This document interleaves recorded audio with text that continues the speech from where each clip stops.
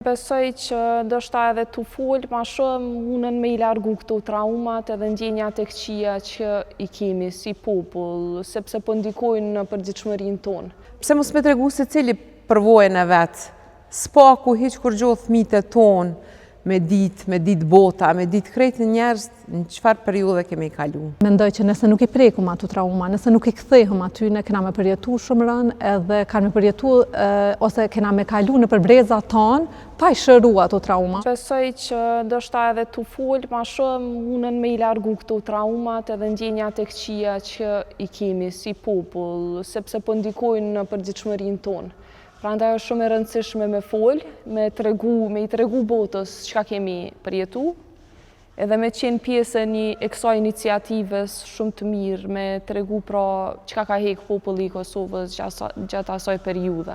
Ma mërmenja që çdo person që ka qenë në Kosovë që ka diçka me tregu për këtë përvojën e vetë që e ka kalu në kohën e luftës, pse mos me tregu se cili përvojën e vetë, s'paku hiq kur gjohë fëmijët e tonë, me ditë bota, me ditë krejtë njerëz në çfarë periudhe kemi kalu.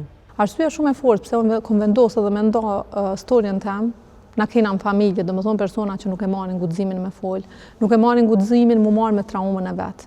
Ajo është një traumë që na shfaqet në forma ndryshme. Ndoshta ajo gjithku I shfaqet me mungesën ose me humbjen e zërit ose me frikën e mbylljes në forma ndryshme.